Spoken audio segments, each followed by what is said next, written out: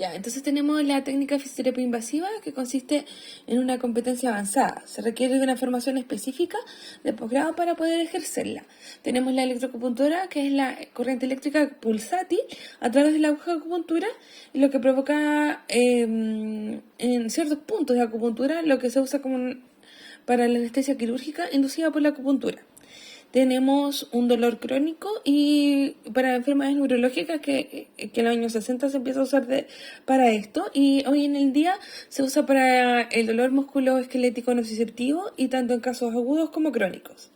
La punción seca, ya sea conjunta con la estimulación nerviosa intramuscular o electroneedling, se usa para una mayor relajación muscular.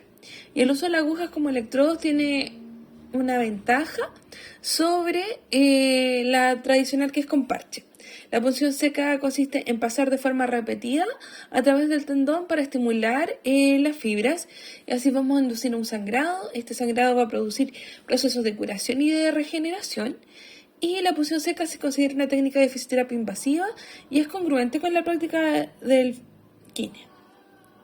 Tenemos ahora la electrólisis percutánea, ecoguiada, que es una práctica en fisioterapia que se combina la estimulación mecánica del movimiento de la aguja y eléctrica usando una corriente galvánica a través de la aguja. La electrólisis produce un microtrauma en los tejidos blandos y esta produce una respuesta inflamatoria local y un estímulo biológico que va a reparar la zona afectada. La infiltración en la fisioterapia, que es la mesoterapia, se inyectan sustancias farmacológicas en los tejidos intra y extracelulares. Y esto se hace desde el 99, el 2008 en el Reino Unido.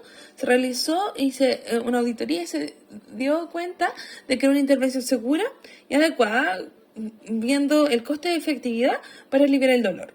La terapia con infiltraciones puede realizarse dentro del contexto de práctica de fisioterapia. Tiene varios fines terapéuticos. Entre ellos el dolor inflamatorio. Podemos ofrecer alivio en condiciones ortopédicas y reumatológicas, en la espasticidad y en la distonía debido a la variedad de condiciones neurológicas que pueden presentar, a encefalias crónicas que sean de origen musculoesquelético y neurológico, y donde más lo uso yo en la fisioterapia de la mujer. Existen varios tipos de diferentes infiltraciones terapéuticas empleadas por las fisioterapéuticas, que van de corticosteroides, de viscosuplementado, de ácido hialurónico, de oxinabotulínica, de neurobionta, entre otros. Las infiltraciones ecoguiadas del punto de gatillo para los puntos gatillos miofasciales tienen buenos resultados clínicos. La práctica en fisioterapia invasiva y en su regulación va a reducir el dolor de sus pacientes y mejora la función. Constituyen una intervención de terapia manual que conlleva el uso de agujas y se emplean habitualmente en combinación con otras terapias. Los fisioterapeutas, si están usando agujas, tenemos que estar vacunados contra la hepatitis B. Las medidas de seguridad tienen que ser un entorno limpio, las manos limpias, la preparación de lugares de aplicación. Las agujas y el equipo deben ser estéril, con un almacenamiento adecuado, una técnica séptica y una manipulación y eliminación cuidadosa de las agujas. El entorno de trabajo tiene que estar limpio. Tiene que haber una ropa protectora, material y sistema de climatización.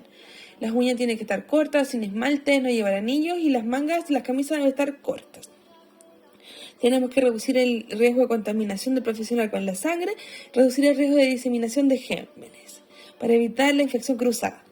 Los guantes se deben tener en situaciones clínicas donde hay posibilidad de contacto con sangre o que haya fluidos corporales. Los guantes presentan un riesgo para la transmisión de patógenos si se utilizan inadecuadamente. Las agujas de punción, se usan la aguja de punción estándar, que son las de acupunturas.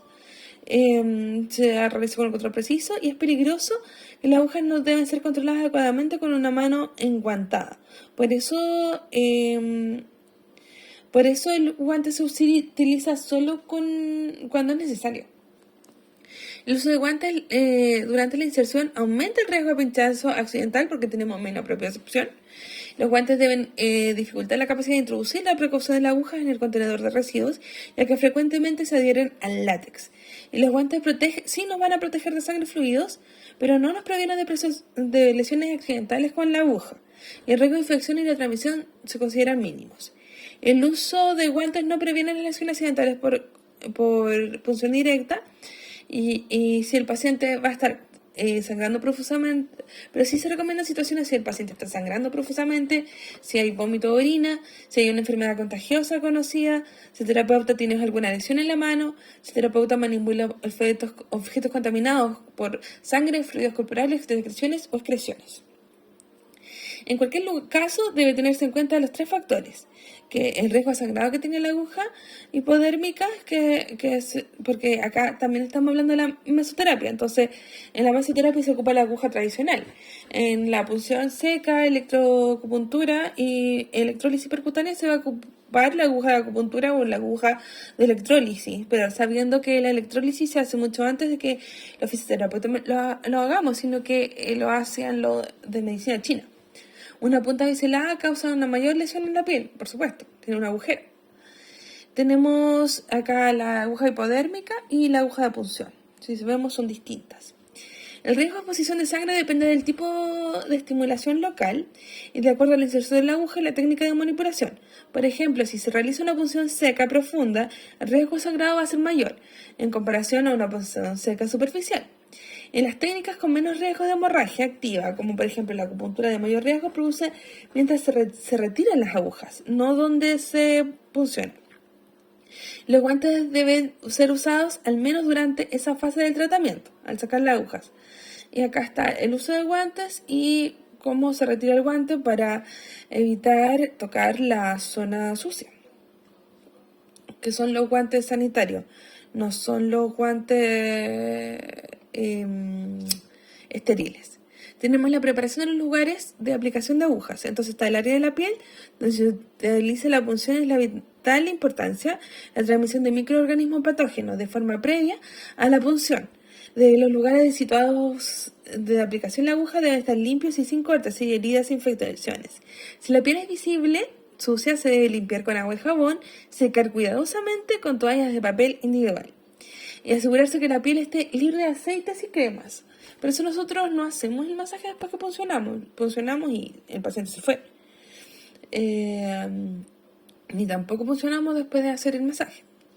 Utilizar un antiséptico para la piel sana que tenga una base alcohólica o clorhexidina, sabiendo que la base alcohólica va a producir una vasodilatación del tejido y la clorhexidina no.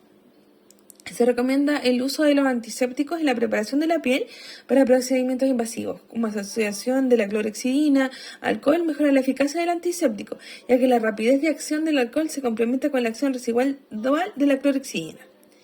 Tenemos técnicas de punción. Es recomendable usar guantes desechables para facilitar la manipulación de la aguja sin contaminación. La aguja se debe manipular de tal manera que los dedos del profesional no toquen el cuerpo de la misma. O sea, solamente vamos a tocar la parte metálica. No se recomienda el uso de envases de agujas múltiples porque va a tener un riesgo de que toquemos el cuerpo de la misma. Vamos a presionar el punto de cinción con una tórula de algodón o una gasa estéril al retirar la aguja de punción. Las gasas o tórulas de algodón contaminadas con sangre o fluidos corporales deben ser eliminadas en bolsas de plástico de color negro o gris. Y la aguja que contacte con el hueso o perfore una cápsula articular, esta debe ser retirada y reemplazada por otra para evitar una posible infección. Bueno, habla de la limpieza. Todas las agujas desechables se deben eliminar inmediatamente después de su uso y depositar en un recipiente especial.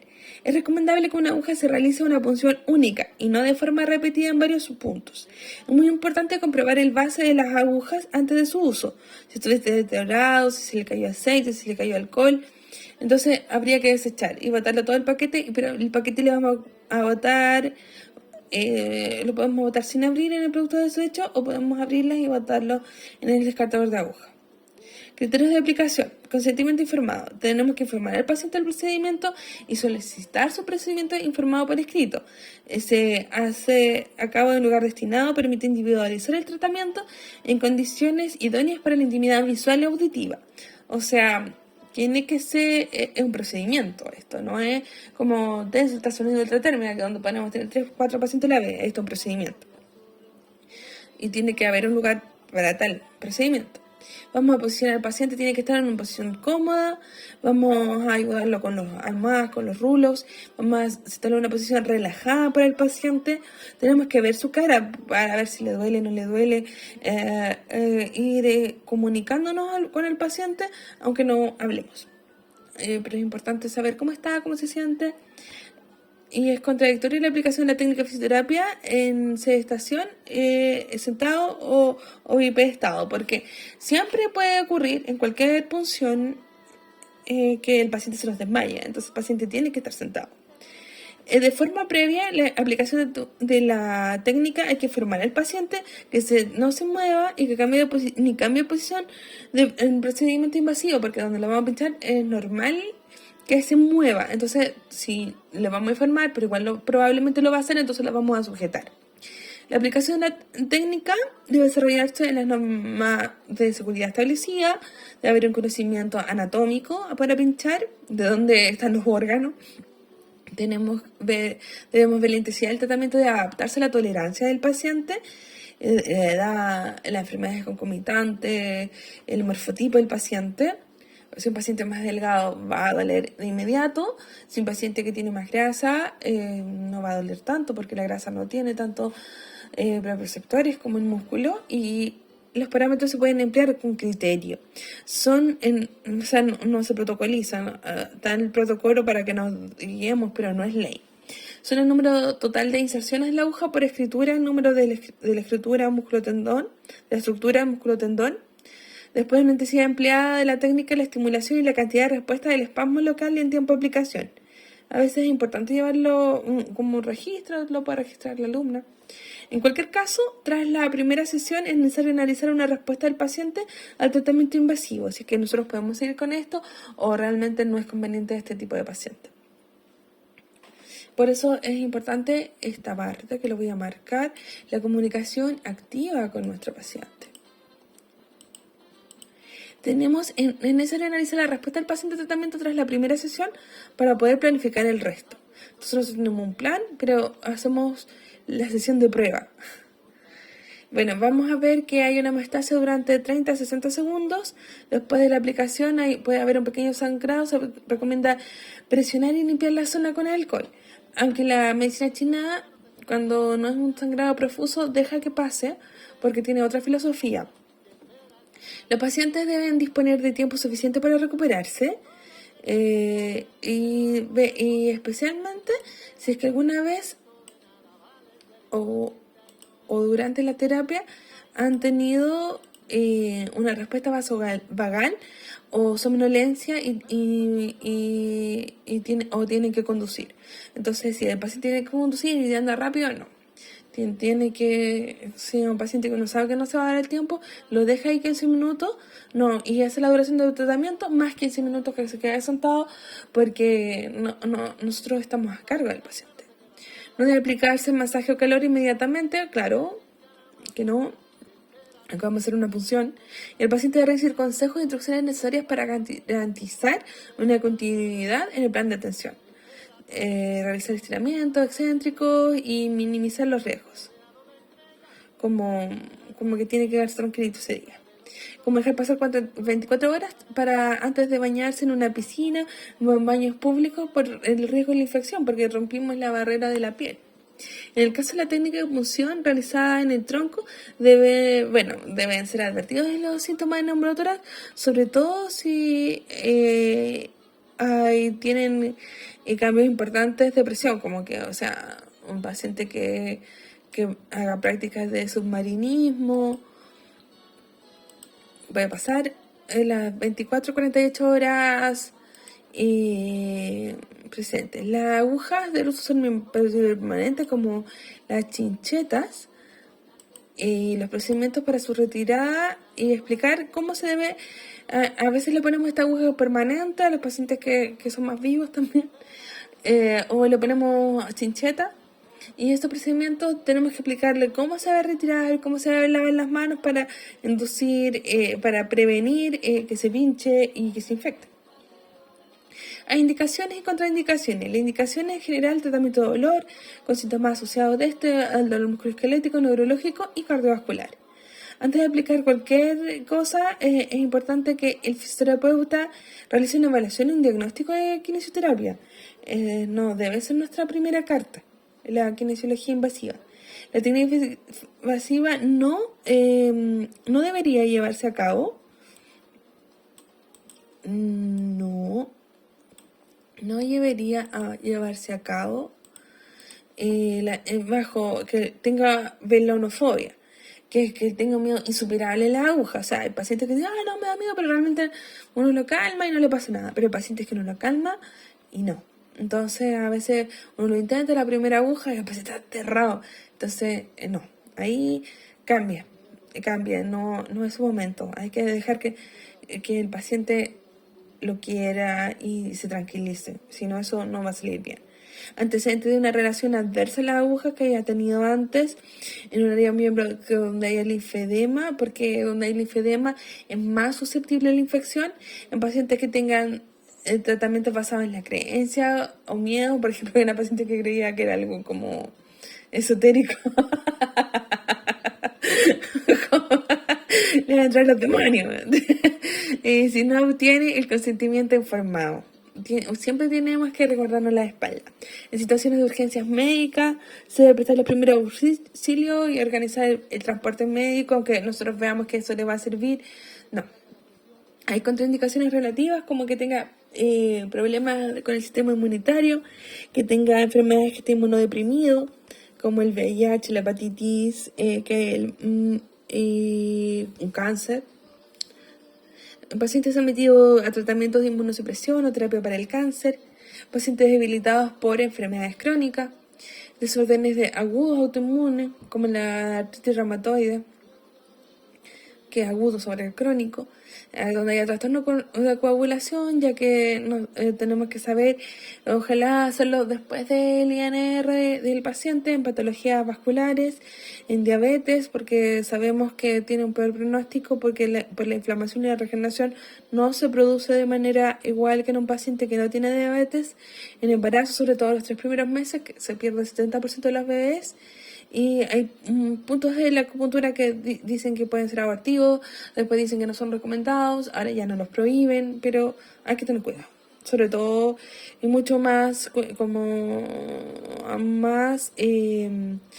ahí estarían mira, es que pusimos con los puntos, este no, este tampoco, este tampoco y este tampoco. Todos estos puntos no hay que hacerlos durante el embarazo. Los pacientes que tengan dificultad para comunicar adecuadamente lo que les pasa, una epilepsia, hay pacientes que están declarados epilepsia pero no han tenido en años una descompensación, pero cuando está descompensada o está inestable, no toque. Alergia a los metales, entonces hay que, a veces el paciente, uno le pregunta, ¿usted es alérgica, si es mujer, alérgica a los aritos, si es hombre? Y entonces yo le pongo, tengo a veces 2 tipos de agujas, 2 materiales distintos. Entonces los pincho y veo si, mientras estoy conversando en la evaluación, y ahí veo si produce alguna lesión. Alergia a los guantes de látex, sí, yo insisto que no deberíamos usar látex, pero nosotros de Urogine. Y el látex como es fácil de ser alérgica, no me acuerdo el porcentaje, pero es alto. Entonces deberíamos tratar de usar de nitrilo o de vinilo. Áreas donde hayan erosiones o heridas, niños, y se aplica la invasiva en niños de menores de 13 años, no es recomendado. Y en el caso de menores tiene que informárselo a los tutores. La precaución en la punción de articulaciones por el riesgo de infección, cuando hay implantes protésicos, implantes de dispositivos eléctricos, no sabemos cómo va a reaccionar, sobre todo cuando hay corriente, con la prótesis y los tumores malignos o en las proximidades. Bueno, hay complicaciones o accidentes adversas que pueden ocurrir, que pueden ser leve, que sea de corta duración, significativa, que necesite una atención médica, o seria, que ya va a requerir una hospitalización. Entonces, en el fondo, la severidad de la lesión que le podemos producir al paciente dependiendo de qué implica para el paciente. Entonces, lo que vamos a hacer es que haya dolor durante la inserción, y eso es leve, y es una técnica que sea poco hábil o que sea incorrecta, o que después de la inserción quede doliendo, haya que alzar la aguja hasta que quede inmediatamente bajo la piel y luego insertarla de nuevo con cuidado. Debido a movimientos de parte del paciente, que nosotros lo funcionamos en una posición, pero al moverse nos cambió la aguja de lugar y ahí sacar y reinsertar. Si la sensación persiste, ya sácala y no la repongas. Tras la posición de la aguja, la manipulación inexperta o excesiva va a molestar unas 24 a 48 horas y en ocasiones ya muy inexperta va a molestar unos 4 días. La estrategia de prevención debe prevenir la técnica correcta, tiene que ser indolora, debe introducirse un tubo guía para minimizar el dolor. Bueno, acá ya está salvedad, hay algunos como pinza, otros como lápiz, dependiendo del libro. La aguja siliconada o de cuerpo implementado con aguja crónica,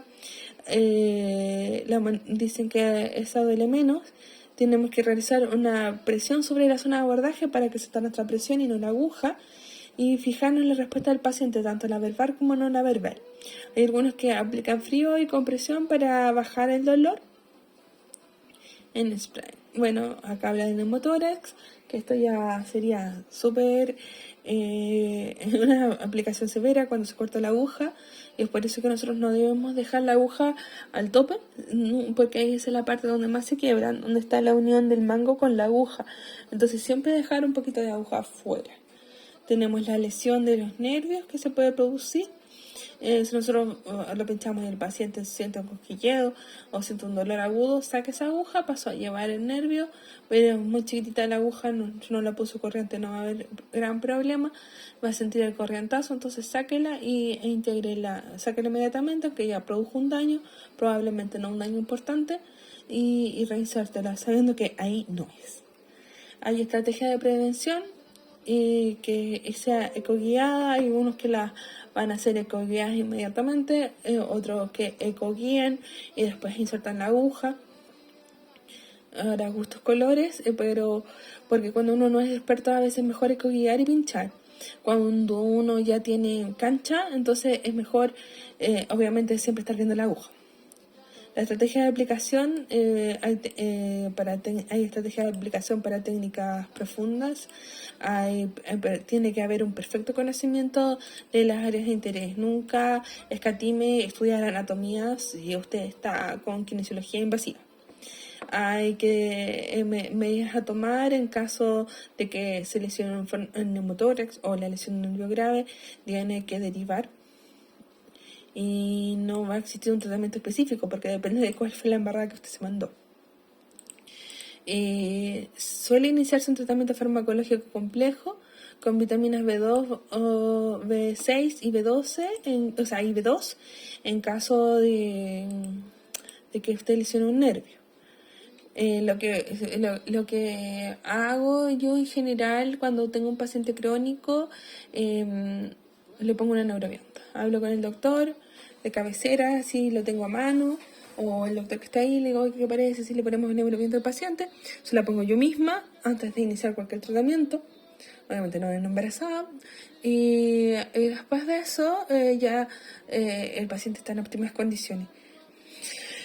Sobre todo los pacientes con estos lumbagos crónicos.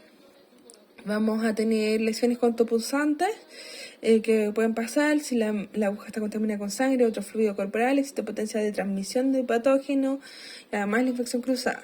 Tenemos seguir los pasos prácticos, las vacunas que proporcionan, no superar el 80% de la capacidad de las agujas, no emplear otros recipientes homólogos para almacenamiento de agujas y no guarden las agujas utilizadas en un recipiente abierto. Entonces, técnica segura para volver a infundar una aguja de punción. No, fíjese, no la tome por la aguja, tómela por Si quieres volver a enfundarla o cuando tienes una guía y varias agujas, entonces la vas a enfundar no desde el mango. Las agujas inyectables no deben volverse a encapsular. Bueno, eso lo sabemos desde la otra aguja hasta esta porque ahí es donde más se producen los pinchazos.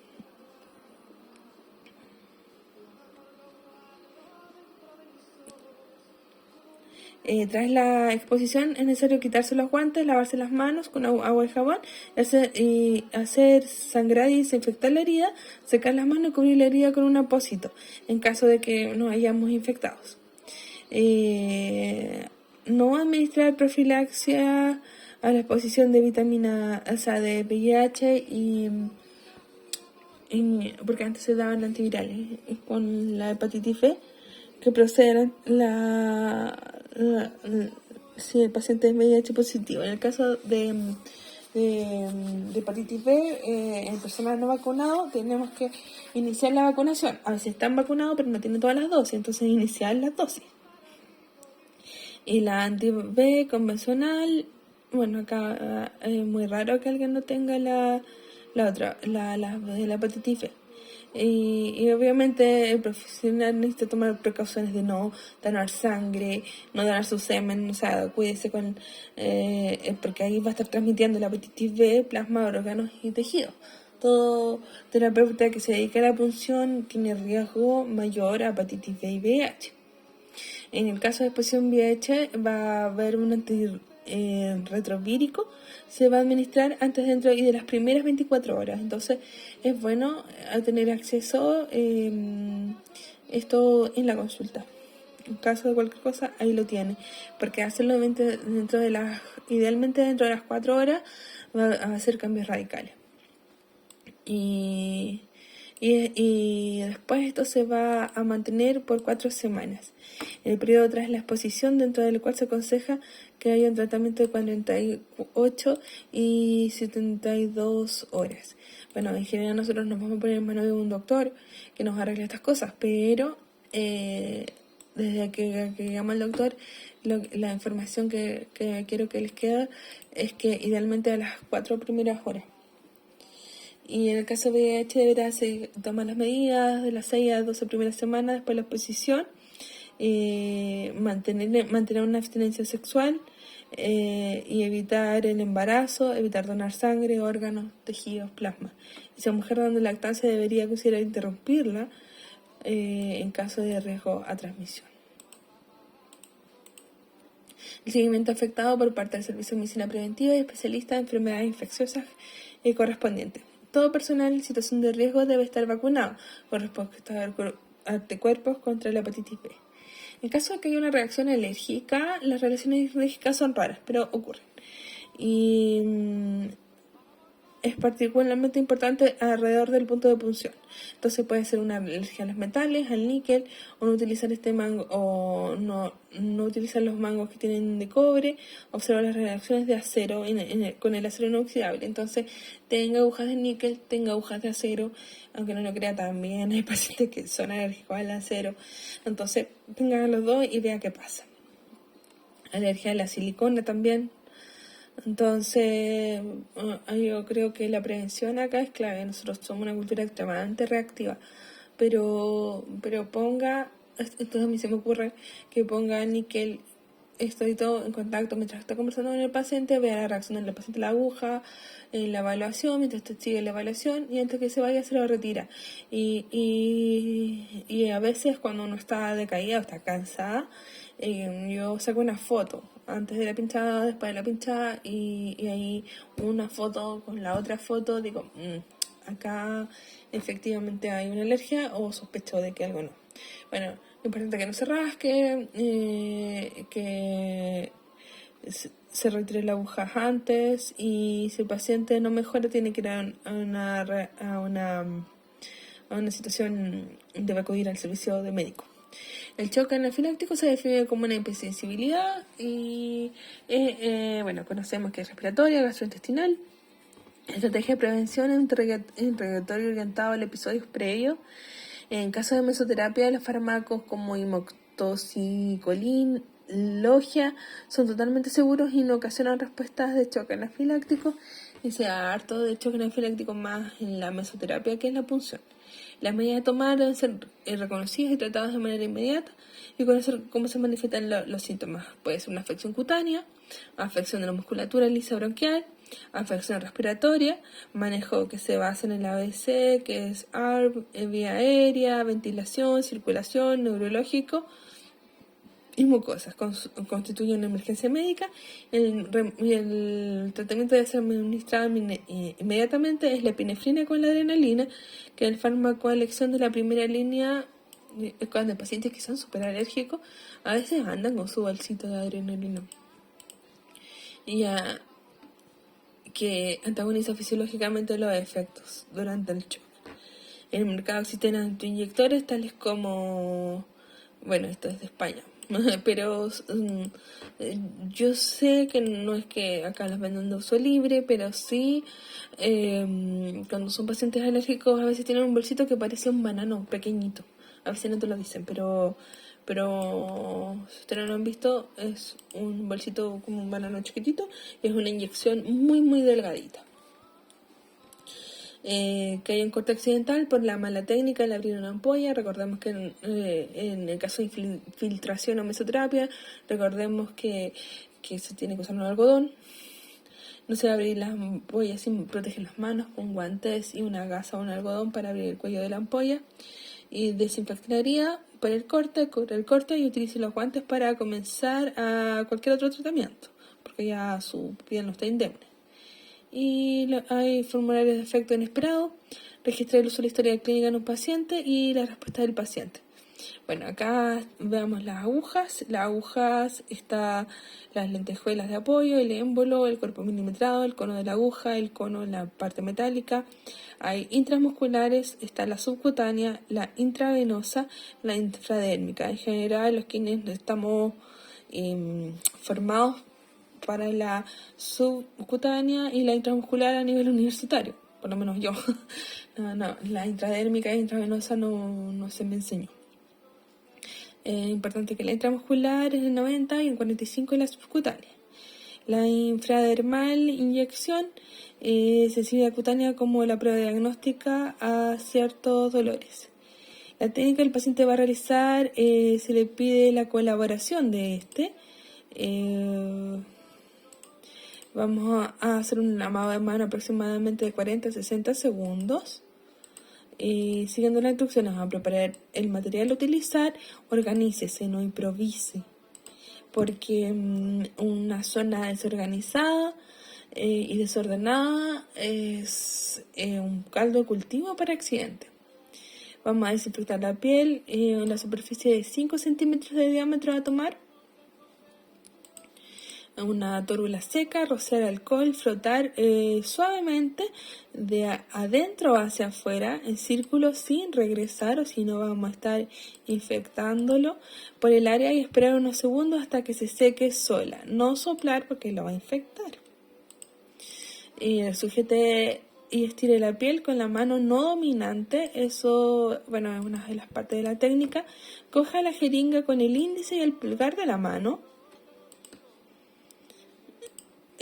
Coloque la jeringa de manera que quede en paralelo a la piel del bíceps arriba y levante la aguja en un ángulo de 15 a 20, porque esta es una subcutánea.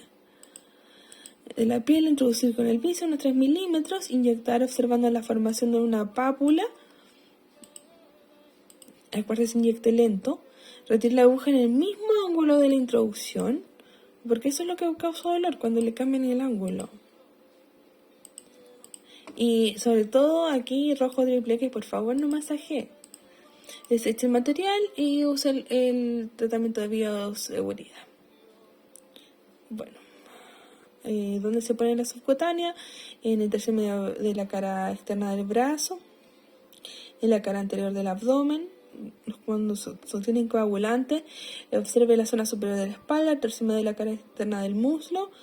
Creo que la insulina es subcutánea, pero ahora me perdí, no me acuerdo. Y la cara anterior del abdomen.